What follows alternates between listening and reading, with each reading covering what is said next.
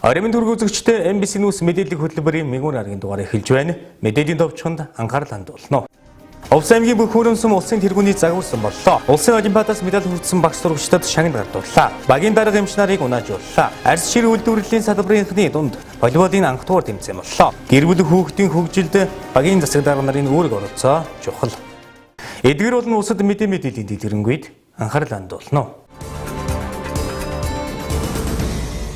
Эхний мэдээ Монгол Улсын засгийн газраас 2 жил тутамд 4 бүсээс тус бүр нэг сүмийг шалгаруулж Монгол Улсын тэргүүний загвар сумаар өргөмжилдэг.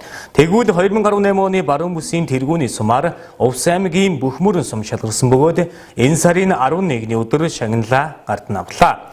Шагналыг сангийн сайд Хүрлбаатар аймгийн удирдлагууд гардуулан өгч баяр хүргэлээ.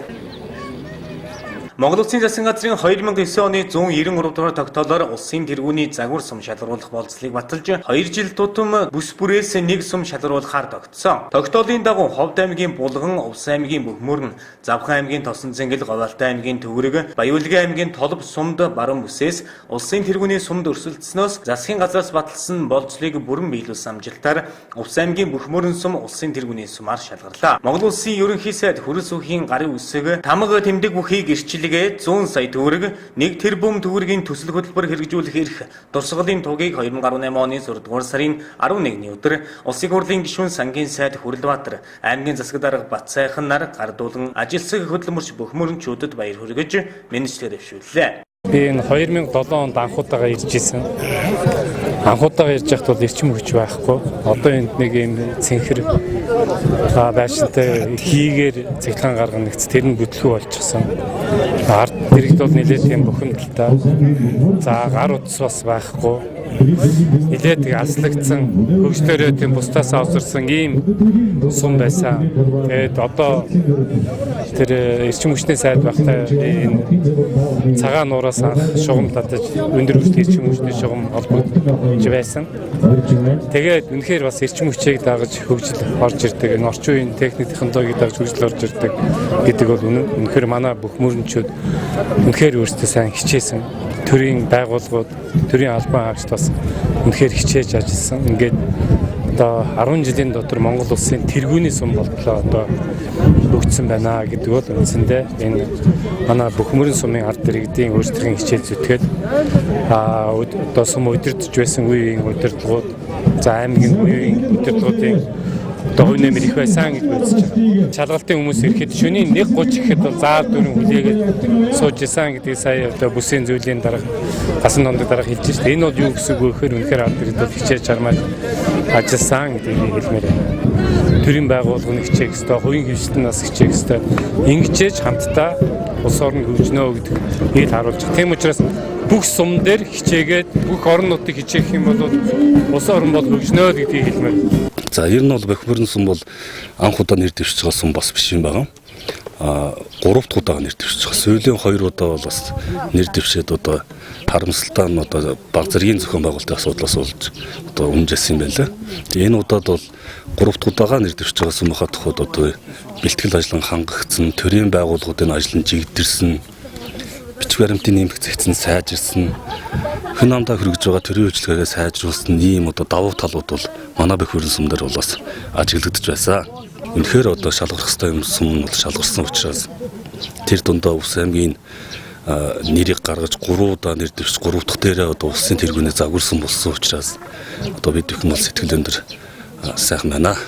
Овс аймгийн Бөхмөрн сумын хувьд 2014-2016 онуудад улсын тэргүүний сумд өрсөлдөж байсан бөгөөд энэ жил 3 дахь удаага өрсөлдөж тэргүүний сум болж чадлаа. Улсын тэргүүний сум болоход тус сумын үеийн удирдлагууд, аймгийн үеийн удирдлагууд, Улаанбаатар хот дэх нутгийн зөвлөл, Улаангомд сум дэх нутгийн зөвлөл, тус сумын төрийн албан хаагчид, ард иргэдийн хичээл зүтгэл ихээхэн хувь нэмэр оруулсныг хэлж байна.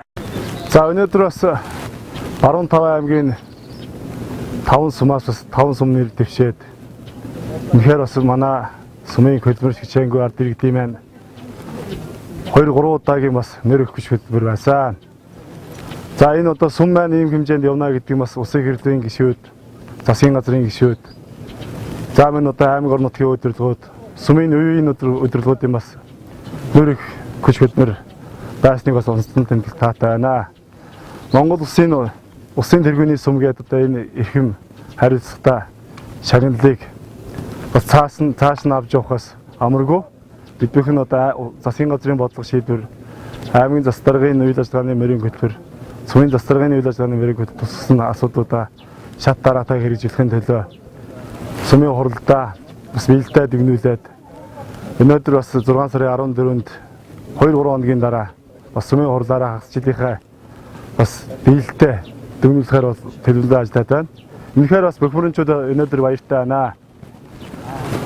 14, 16, 18 онд 3 удаа нэр дэвшээд Увс аймагтай улсын тэргүүний сүмийн одоо хоёр дэгчин болд үтсэндээ энэ сүмийн бол бас бахархал түүх үлдэж байгаамаа. Бас за Монгол орныхаа өнцөг бүрт суугаа бөхөрөн сүмийн уугуул суугуул иргэдтэй бас энэхүү одоо сайхан баярт өдрийн халуун мэндийг бас хүргье. Үнэхээр бас сүм маань ийм хэмжээнд явхад Улаанбаатар хотын нутгийн зөвлөл, Улаангомдох нутгийн зөвлөл, за сүмийн зас даргын хамгийн газар сүмийн иргэдийн төлөөлөгчдийн хурал гээд энэ одоо олон хүмүүсийн бас нэр их хүч хөдөлмөрөөр бас энэ сайхан алдар нэрийг авсандаа талархаж байна. Шагнал гардуулах арга хэмжээнд хөрш зэрэгэлдэх Ховд аймгийн засаг дарга улсын тэргүүний сум шалгаруулах баруун бүсийн зөвлөлийн дарга галсан донд хүрэлцэн ирж мэндчилгээ дэвшүүлж өргөмжлөл гардуулан баяр хүргэлээ. Зэрэгэлдээ Ховд, Баян-Өлгийн аймаг, Увс аймгийн Ховд сум, Хотгор шанлагын Уурхан удирдлагууд нутгийн зон олон хүрэлцэн ирж хүндэтгэлийн арга хэмжээнд өргөнөөр оролцлоо. Дараагийн мэдээ 2018 оны улсын төрүүлжсэн олимпиадын медальт байранд шалгарсан багш сурагчдод шагнал гардуулах арга хэмжээ боллоо. 2018 оны улсын олимпиадаас манай аймгийн багш сурагчид нийт 13 медаль хүртжээ. Манай аймгийн багш сурагчид жил бүрийн улсын олимпиадын 3-5-нд амжилттай оролцож ганцхан дөр нэртгэ. Тэгвэл энэ жил ч мөн энэхүү уламжлалаа хадгалж улсын олимпиадаас 13 медаль хүртжээ. 2017 онд аймгийн боловсролын хөтөлбөрийг баталсан бөгөөд энэхүү хөтөлбөрт төрөлжсөн олимпиадаас мэдээлэл авсан багш сурагчдыг шагнах заалтыг тусгаж өгсөн байдаг. Энэхүү заалтыг үндэслэн аймгийн засаг дарга захирамж гаргаж аймаг орон нутгийнхаа нэр хүндийг өндөр төргөж медаль хүртсэн багш сурагчдад батламж гардууллаа. Мөн сурагчдаа амжилтаа бэлтгэж амжилтанд хүргэсэн багш нарыг мөн шагналыг улсын хурлын гишүүн сангийн сайд Хүрлбаатар, аймгийн засаг дарга Батсайхан болон бусад албаны хүмүүс гардуулан өгч баяр хүргэлээ. За манай улс аймаг бол хэдийнээс бүх төрлийн одоо олимпиадуудад амжилттай хүүхдээ бэлтгэж оролцуулдаг байсан. За улсын хүүхдүүд улсад очиж олимпиаданд оролцохдоо амжилт үзүүлдэг. Ийм одоо цаг үе байсан олимпиаданд амжилт гаргаа явж байгаа хүүхдүүд багш нар маань цаашдаа бас баг болж хамтдаа урагшлах гэсэн энэ ойлголтыг бол бид нар бол зайлшгүй дотроо сайн бодож явах учиртай гэдгийг би онцгойлж хэлэх гэж.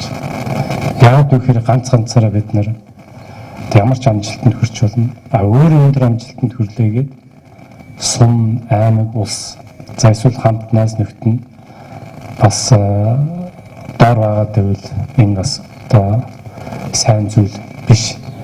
Тэм учраас хамтдаа хөгжиж, хамтдаа за одоо чадвартай хүмүүсүүдэд түшиж явах тэр багийн сэтгэхүйг бол бид нар яхахгүй аймагтаа бас бүрдүүлж явах хэрэгтэй гэж. Увс аймгийн засаг даргын зөвлөл засаг дарга гэдэг бол бас нэг багаар ажилладаг саяын хурлын гишүүний сайдын хэлдгээр багаар ажиллахыг ирмэлцдэг. Тэгээд бид нар ч гэсэн бас боловсрол дээр Увс аймаг багаараа ингээд бас нэг шат ахиулах юмсан гэдэг ирмэлзэл дүүрэн байгаа. Тэгээ боловсрол хөтөлбөрийг батлаад бид нар бас аймгийнхаа орон нутгийн төсвөөс боловсролын дэмжих юм бодлогын чанартай нэг бас нэг өөр зургийн санхүүжилтийн асуудлыг шийдэх болцоотой болж байгаа. Ер нь бид нар боловсрол дээр бас онцгойлон анхаарч за хөрөнгө оруулалтаас эхлээд зүйлээ дээшлүүлэхийн төлөө л одоо бид нар багаараа нэг шат ахиулахын төлөө өнөөдөр Монгол улсын хэмжээнд Увс аймгийн боловсролын рейтинг ямар хэмжээнд байсан энүүнийг бид нар ямар ч байсан урагшаа ахиулахын төлөө бид нар бүгдээрээ ажиллаж байгаа. Энд одоо мэдээж багш нар маань оролцсон, эцэг эхчүүд оролцсон, хүүхдүүд оролцсон. Энэ гурван хүмүүсийн гар хамтын ажиллагаа нийлж байж бид нар үр дүнтэй болох ёстой гэж одоо бид нь боддог. Өнөөдөр бид нэр СТ ерөнхий шалгалтын өмнөхөн тал буюу 12 дугаар анги төгсөж байгаа хүүхдүүд төгсөж явахаас өмнөх нь одоо энэ хүндэтгэл үзүүлэх ажиллагааг зохион байгуулж байгаамаа. Энэ үеийн одоо онцлог нь юу вэ гэхээр энэ жил энэ улсын олимпиадад төрүүлж медаль авсан багш сурагчдыг өргөжүүлэх үйл ажиллагаанд бас өөрөө бас олимпиаданд орж багш медаль авч байсан Монгол Улсын засгийн газрын гишүүн сангийн сайд Улсын хурлын гишүүн Хөрлбаатар маань оролцож байгаа онцлог ийм үйл ажиллагаа болж байгаа. Ингээд медаль авсан нийт сурагчид, багш нар тэрний аав ээжүүдэд одоо баяр хүргэе. 2018 оны улсын төрүүлжсэн олимпиадын 3-ын даваанд манай аймгаас 13 төрөлд 44 багш сурагч оролцсноос 4 алт, 4 мөнгө, 5 хүрэл нийт 13 медаль хүртсэн багтам амжилтыг үзүүлсэн юм а. Үүнээс онцлбол Улаангом сумын 4-р сургуулийн түүхийн багш Рээс 2 жил дараалан улсын түүхийн олимпиаданд төрүүлжээ. За үнэхээр их сэтгэл өндөр байна.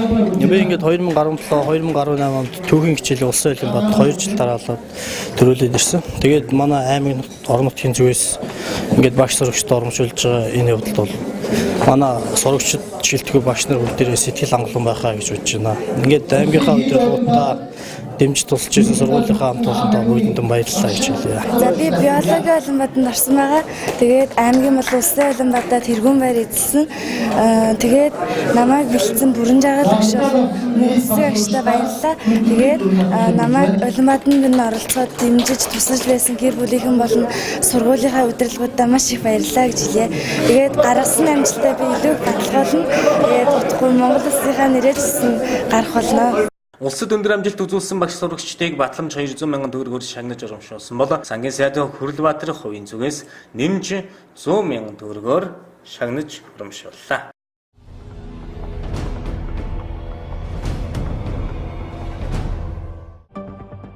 Ирэх хичээлийн жилд ерөнхий боловсролын сургуулийн 1-р ангид эсэх 6 настангуудыг ирэх 8-р сард бүртгэхээр болсон. Тодорхойлбол энэ жил 1-р ангид 2012 оны 1-р сарын 1-ээс 2012 оны 2-р сарын 31-ний дуустал хугацаанд төрсэн бүх хүүхдийг бүртгэх юм байна. Албаны их сурвалжийн мэдээлснээр энэ жил шинээр ашиглалтанд орсон барилга орон сууцнаас хамаарч хамран сургах тойргийн хуваарьт өөрчлөлт оруулжээ. Тухайлбал таны хүүхэд хаягийн дагуу аль сургуульд орохыг хамран сургах тойргоор харуулдаг.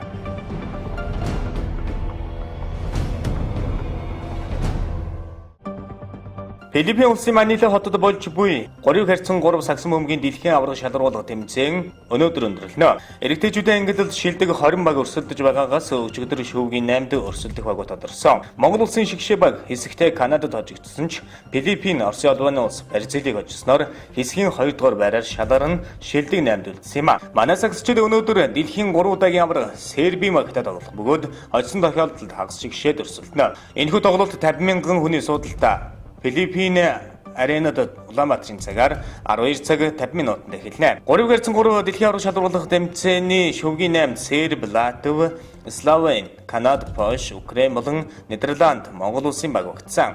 Аз твийг төлөөлөн Монгол улсын баг ганцаараа үлдлээ. Өнөөдөр хасагдах шатны тоглолтууд болж цааш медалийн төлөө өрсөлдөх 4 багийн нэрс тодорно. Тулгад асуужуулагчтай Монгол улсын багийн бүрэлдэхүүнд Дэлгэрийн Дүлгөөн, Цэрэнбаатар, Цэнгүн баяр нар багтж байгаа юм а.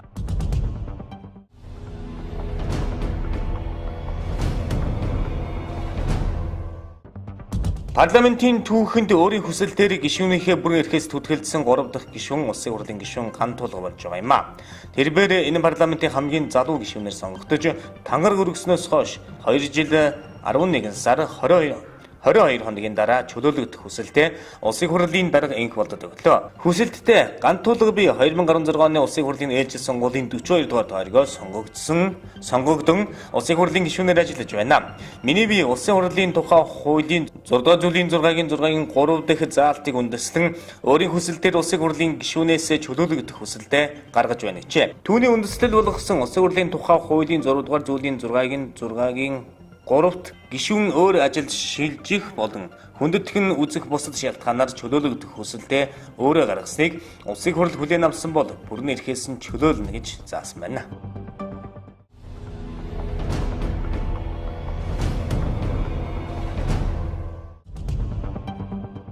Хөдөөмгийн дэлхийн аварга шалгаруулах тэмцээн 2018-ын нээлтийн ёслолд Оросын дуурийн дуучин Айда Гарифулина болон Их Британийн дуучин Робби Уильямс нар оролцсноо. Энэ тухай олон улсын хөдөөмгийн холбооны хэвлэлийн алба мэдээлжээ. Түүнчлэн нээлтийн ёслолд Бразилийн шигшвагийн тамирчин Роналдо оролцох юм байна. Нээлтийн ёслол энэ сарын 14-нд Лужник цэнгэлдэх хүрээлэнд болох бөгөөд нээлтийн тоглолт Орос болон Сауди Арабын багаар эхлэх юм а. Дууч Робби Уильямс Их Британийн Тектэд хамтлагийн гишүүнээр урлаг танх хөл давж байсан ба 1996 онд уг хамтлагаас гарчээ. Уильямс 12 студийн цомог гаргасан төдий Brit Awards-ын түүхэн дэх хамгийн олон шагналыг хүртсэн дууч юм а. 1990 оны шилдэг дуучнаа шалгарсны дараа түүнийг Их Британийн дуу хөгжмийн урлагийн албан танхимд нэрийг нь мөнхөлжээ. Intensive цомгийг дэмжсэн түүний аялан тоглолтын тасалбар нэг өдөрт 1.6 сая ширхэг зарагдсанаар Робби Уильямсийн амжилт Генсийн намд бичигдэж байсан байна.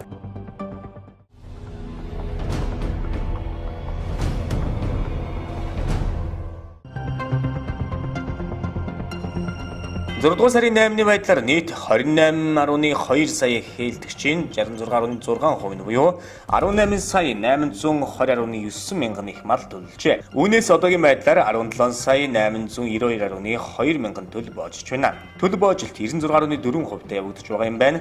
Монгол улсын мал сүрэг одоогийн байдлаар 56.4 мянган ботого, 550.4 мянган унага, 906.6 мянган тугал, 9 сая 603.3 мянган хураг, 6 сая 820.7 мянган ишгээр өссөн үзүүлэлт гарчээ. Дашрамд өнгөрсөн онд мал сүргийн тоо 61 сая толгод хүрч өмнөх оныхоос 9.9% өссөн. Нийт хээлтгч малын тоо 26.1 сая бөгөөд үүнээс 55.8 мянган ботго, 823.4 мянган унага, 1.2 сая тугал, 10 сая хураг, 8.8 сая ишиг хүлээн авсан юм а.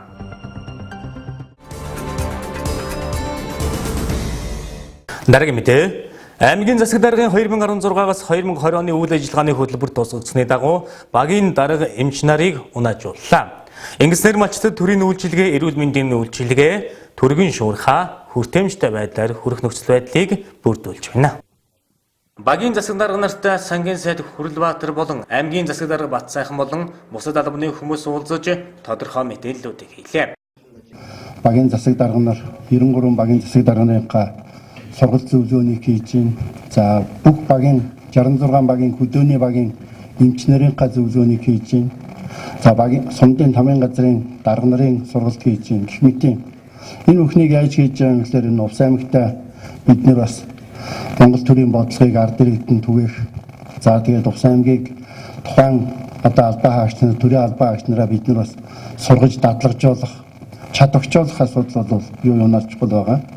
За тэгээд тэдний ажиллах бололцоог нь бас бид нэр олгож бүх багийн засаг дарга нар, бүх багийн эмчнэрт одоо мотоцикл гардуулж байна. Багийн засаг дарга нарт бас бид нэр ажил үргээ гүйцэтгэх ноутбукийн асуудлыг аймгийн иргэдэд хурлаасаа шийдсэн. Төрийн анхан шатны нэгжийн үйлчилгээг ард иргэдэд хүргэхэд тулгамдсан асуудлын нэг бол багийн дарга эмч нарын унааны асуудал байсан. Энэхүү асуудал шийдэгдэж чадлагүй үдийг хүрсэн бөгөөд энэ жил багийн засаг дарга нар эмч нарыг бүрэн унаажууллаа. Ингэснээр төрийн үйлчилгээний нэгэн шинэ алхам хийгдлээ. Тодорхойлбол 93 багийн дарга болон 66 багийн эмч нарт мотоцикл гардуулна өгч цаашдын амжилт хүслээ.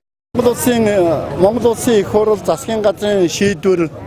За тэгээд Увс аймгийн иргэдийн төлөөлөгчдийн хурал, Увс аймгийн засаг даргын тамийн газрын шийдвэрийг одоо хязгаар нутгийнхаа ард түмэнд хүргэх ийм боломжийг хангах зорилгоор өнгөрсөн 17 оны аймгийн иргэдийн төлөөлөгчдийн хурлаас шийдвэрлэсний дагуу орон нутгийн сангаас одоо багийн засаг дарга нартаа унааны асуудлыг шийдсэн байгаа. Өнөөдөр Увс аймагт нийтдээ 93 багийн одоо байж байна. Тэгээд 93 багийнхаа засаг дарга нарыг одоо бүгдийг одоо төрийн албаа гүйцэтгэх, ард иргэдийн төр ард түмнийхээ гүүр болох бололцоог нь хангаж энэ багийн засаг даргын унааны асуудлыг шийдэж байгаа. За дээр нь багийн эмчнэр өнгөрсөн жил бас зөвлөгөөнөө хийсэн. Энэ зөвлөгөөнөөс гарсан хамгийн гол хүсэлт бол багийн эмчийн унааны асуудал байсан. 66 багийн эмчийн одоо мотоциклыг бас одоо аймгийн төсвөөс, орон нутгийнхаа төсвөөс аймгийн иргэдийн төлөөлөгчдийн хурлын шийдвэрээр гаргасан байгаа. Тэгээд энэ ажлуудыг одоо бид нэр ээлжид зөвлөгөөнөө зохион байгуулаад тэгээд энэ мотоциклийн гардуулах ажил болж өнгөрч байна. Тэгээд энэ дээр бас Монгол улсын сангийн сайд, улсын их хурлын гишүүн Чимдийн Хүрлбаатар бас оролцож байна. Малчид ялангуяа өвлийн улиралд хотор нүүдлэр Зэрэгэлдээ аймгийн сумуудад очиж өвлждөг. Тиймээс унаагийн улмаас малчидаа тэр бүр эргээд байхан ховор байдаг байна. Сар бүр 20 мянган төгрөгийн бензинийг олгодогч хаанаач хүрдэггүй багийн дарга эмчнэр хэлж байна. Сундынхаа хэрэн группын багийн засаг дарга нартаа бас ажлын амжилт амьдралтын сайн сайхныг хүсье. За тэгээд өнөөдрийн хувьд бид бүхэн унаа юугаар гарч игдэж байгаа. Тэгээд хоёрдугаар асуудлыг сүлжээ бас нэг сүлжээний асуудал хөдөөний багууд төр бас нэг төгөөмөл байхгүй байдаг. Тэгээд эхний удаад одоо моцголтой болсондоо бас баяртай байна. Тэгээд арт түмдээ хурж үйлчлэн манайх 588 хүнтэй тэгээд 140 өрхтэй тэр болгон хурж ажиллахад бас унаагүй өчир дутагдлаа зүйлүүд зөндөө байсан. За манай баг бол ер нь 97 өрхтэй. За тэгээд энэ айлууд завхан голын хоёр талаар ер нь дарахаа бодлохоо байдаг. Явхад ер нь моцгол ер нь муудах маш амархан мууддаг л да. Ер нь нэг жилдээ шимүү тэгээд ер нь уучраад ер нь ус байга уссаар наашаа гарчдаг. Тийм өндөрлөлтэй. Тэгээд яг шинэ моцголд болсон сайхан байна. Өвөл бол дээшээ одоо завхны дөрвөлчин хүртэл явна шүү дээ баг. Хотор нүүдэл хийгээл яваад өгнө. За ийшээ ховдын 1000 лөө явна. За тэгээд дээдлэнээр нь энэ жил бол энэ өвөл бол Завхан аймгийн Эрдэнэ хайрхан сум орлоо. Цаадлын айлууд. Тэгээд энэ тиймэрхүү хоол явдаг да. За ингээд шинэ унаа та болгож өгсөн их баярлалаа гэж хэлмээр байна. За тэгээд ажил үүргээ сайн хийнэ л гэж хэлээ. Би 130 сумын Угамар багийн эмч би 20 жил ажиллаж 24 жил ажиллаж байгаа. 94 оноос хойш тасралтаагүй ажилласан. Тэгээд одоо яг унааны асуудал шийдэж өгснээр сум орон нутг бол энэ улс их орныхаа энэ удирдлагууд сайд дарга нартай их баярлж байна. Одоо хөдөө нөхцөл ажлыг хэцүү хүндрэлтэй манай 100% тухай тийшээ бол амар хийстэй. Тэгээ бартаа ихтэй. Тэгээ ялангуяа моцикл бид нэр 2008 онд авснаас нааш тагч 90 моцикл аваагүй. Түүнээс хойш бид нар өөртөөхөө хувийнхаа моциклаар 2-3 моцикл хийлээгээд одоо ингээд коммунитийн эрүүл мэндийн төлөө одоо сэтгэл санаагаа өөртөө л одоо ингэж гаргаж ажилладаг. Багийн дарга эмч нарыг унаажуулснаар малчид ард иргэдэд төрийн үйлчилгээг цаг алдалгүй тэгш хүртээмжтэй хүргэх боломжийг өргөдүүлэх юм а. Дарга мэдээ Улс аймгийн арьс шир үйлдвэрлэлийн салбарын ажилчдын дунд гар бөмбөгийн анх дугаар тэмцээнийг зохион байгууллаа. Энэ удаагийн тэмцээнийг арьс шир үйлдвэрлэлийн салбарт 20 жил амжилттай ажиллаж байгаа дөрвөн булаг компани хамт олон зохион байгууллаа. Арьс шир үйлдвэрлэлийн салбарынхан жил бүр сагсан бөмбөгийн тэмцээн зохион байгуулж спортын далбаан дор эвэлтэн нэгдэж байсан бол энэ удаад дөрвөн булаг компани волейболын анх дугаар тэмцээнийг зохион байгууллаа. Тус тэмцээнд 8 багийн 80 гаруй тамирчид оролцлоо. Волейболын тэмцээнд өрсөлдсөн баг тамирчдаас сонгож арьс шир үйлдвэрлэлийн салбарын шигшээ багийг бүрдүүлж цаашлаад аймгийн хэмжээнд зохион байгуулагдах томоохон урлаан тэмцээнүүдэд оролцох зорилтыг тавиарна энэхүү тэмцээнийг зохион байгуулж байгаа юм байна. Ерөнхийдөө бас хувцсны зэгдрэлт. За багуудын итэх бол маш өндөр байна. Өсөлтөө маш их байна. Тэгээд цаашлаад бид бас холбооныхоо одоо зүгээс бас нэг баг гаргаж одоо аймаг орон нутгийн шигшээ баг гаргаж аймаг орон нутгийнхаа тэмцээнүүдэд оролцох юм одоо цаашдын зорилготой байгаа. Волейболын тэмцээн бол анх удаа явагдаж байгаа. Сагсан бөмбөгийн тэмцээн бол явагдсан байгаа. Аварга шалгаруулсан. Тэр аварга шалгаруулаад одоо бараг 2 жил болж байгаа тийм. Энэ жил бол волейболын тэмцээн явагдаж байгаа. Улс аймгийн арьс ширний холбооны ажилчдын дундах гар бөмбөгийн тэмцээнийг манай дөрвөн булаг улс компани ерөнхий зохион байгуулагч ажиллаж байна. Нийт тэмцээнд нийт 8 баг 80 хүний бүрэлдэхүүнтэй хөрөнгө хүрээтэй бол зохион байгуулагдаж байна. Одоогийн байдлаар Монголын тоглолтод өгдөөд финалийн тоглолтууд явагдаж. За манай дөрвөн булаг улс компани болохоор 45 ажилтнтай улс аймагт арьс шир боловсруулах үйлдвэр, эсхийн үйлдвэрлэл, гутлын үйлдвэрлэлийн чиглэлээр үйл ажиллагаа явуулдаг 20 жилийн түүхтэй компани байгаа. 2018 онд арьс ширний үйлдвэрлэлийн салбарынхан амжилт үтгэл дүүрэн байгаа бөгөөд увсын брэнд бүтээгдэхүүнүүдийн нэг цагаан ултай гутлаараа бүсийн онцлогтой үйлдвэрлэгдсэн оюуны өмчийн патентийг авсан байна. Иймээс цаашид бүтээгдэхүүнийхээ нэр төрлийг өсгөх, загвар хийцээ сайжруулах шаардлагатай гэж үзэж байна. Манай одоо гутлын үйлдвэрлэгчид бол Монголын арьс ширний үйлдвэрлэлийн холбоо болон бүс нутгийн онцлогтой үйлдвэрлэлийн гэсэн одоо тийм оюуны өмч патентийг бол аль биесээр бол авсан байгаа. За энэ манай аймаг бол аслагдсан бүс нутаг бас хүйтний нөхцөл урттай. За манай иргэдийн бол ихэнх нь бол бас ингээд гутлын үйлдвэрлэл эрхэлж одоо үйл ажиллагаа явуулж амьдардаг. Мөн бүс нутагтаа бөгөөд бас зарим одоо улс орнууд бол бас танигдаад ингээд явж байгаа юм одоо үйлдвэрлэлийн нэг байгаамаа. Тэгээд энэ жил одоо ингээд тэр оюуны хэмжээний газраас бол албан ёсоор одоо юу авсан, патент авсан. Цагаалтаа гутлаа. Цагаалтаа гутлаа тий. Цаашдаа бол цагаалтаа гутлаа өшөө илүү чанаржиж өшөө одоо илүү тий загвар одоо чанар хийх энэ бол хувьсаангийн нэрийн өмнөөс хийгдэж байгаа бүтээгдэхүүн учраас маш чанартай байх хэрэгтэй, хариуцлагатай байх хэрэгтэй. Бусад одоо үйлдвэрлэгч нарыг үлгэр дуурайд бас ийм бүтээгдэхүүн гаргах хэрэгтэй гэсэн ийм одоо байр суурийг тавиад байж байгаа. Тус тэмцээнийг зохион байгуулсан Дөрвөн булаг компани арьс шир, эсхийн үйлдвэрлэл, гутлын үйлдвэрлэлийн чиглэлээр үйл ажиллагаагаа явуулдаг 20 гаруй жилийн туршлагатай баг хамт бол юм а.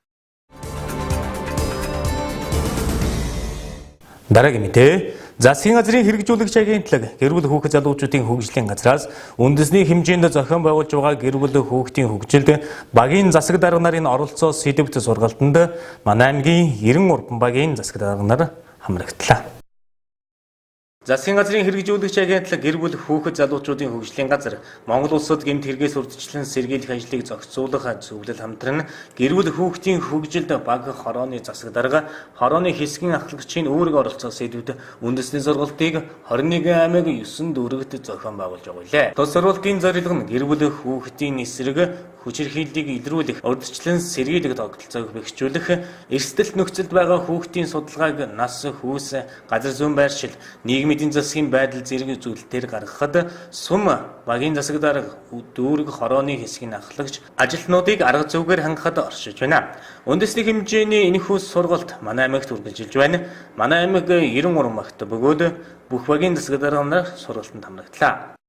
Гэр бүл хүүхэд залуучдын хөгжлийн газраас энэ ондоо багтаад бид нар бол энэ хөгжлийн хэрэгцээ шаардлагатай байгаа 4000 айл өргөд хаалгыг тогтсож орох гэж байгаа юм үйлчлэгээ үзүүлнэ.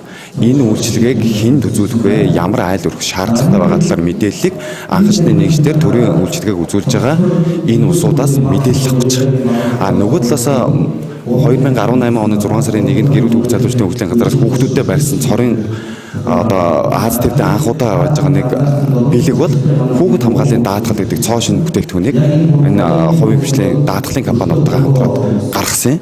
Энэ мэдээллийг цуглуулсны үндсэн дээр хамгийн их эрсдэлтэй нөхцөл байдалд амьдарч байгаа хүүхдүүдийг Монгол төрөнд даатгах гэж. Бүхэл төрлийн хүчирхийлэл, ор сургуу хаалгуулах, гэнтийн ослын бусад янз бүрийн тохиолдлуудад энэ даатгалын тохиолдол болцсон тохиолдолд хүүхдүүдтэй төрөөс биш хувийн хвшлийн аж ахуйн нэгжүүдээс төлбөр авч нөгөө хохирсон эрхийг сэргээх, нүхэн сэргээх үйлчлэгээтэй холбоотой зардлуудыг энэ нөгөө даатгалын компаниудаас гаргадаг ийм тогтолцоог шинээр бий болгож байгаа. Тэгэхээр энд хэнийг хамруулах вэ гэдэгтэй холбоотой асуудлуудыг яг анхан шатны нэгжлэр ажиллаж байгаа энэ багийн засаг дарганараас мэдээлэл авч тодруулж хүүхдүүдэд даатгалд хамруулах ийм үндэс чиглэлтэй сургалт зохион байгуулж байгаа. Цаашдаа одоо ямар зүйл дээр бас анхаарч ажиллах талаар хэд хэдэн зүйлийг хэлсэн. Тэгээд аймгийн хэмжээнд батлагдж байгаа хөтөлбөрүүд, за засаг даргын гарч байгаа алуун даалгавар, гараад байгаа энэ хууль дүрм тогтоох шийдвэрүүдийн хэрэгжилтүүдийг одоо багийн дарга нар маань хэрхэн хэрэгжүүлж ажиллах талаар бол бас мэдээллийг бол өглөө.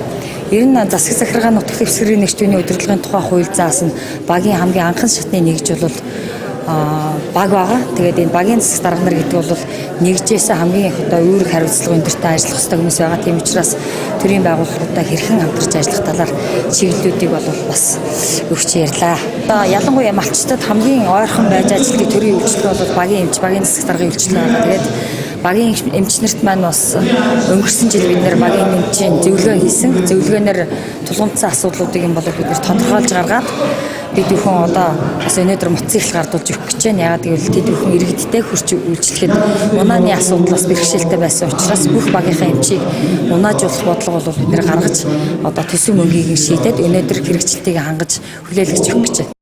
Тодруулбал гэр бүлтэй хамгийн ойр ажилладаг субъект бол багийн засаг дарга, нийгмийн ажилтнаар байдаг. Тиймээс багийн даргын судалгаа мэдээлэл төрийн бодлого боловсруулахад ихээхэн дэмжлэг болох ёстой гэдгийг холбогдох албаны хүмүүс хэлж байсан юм а.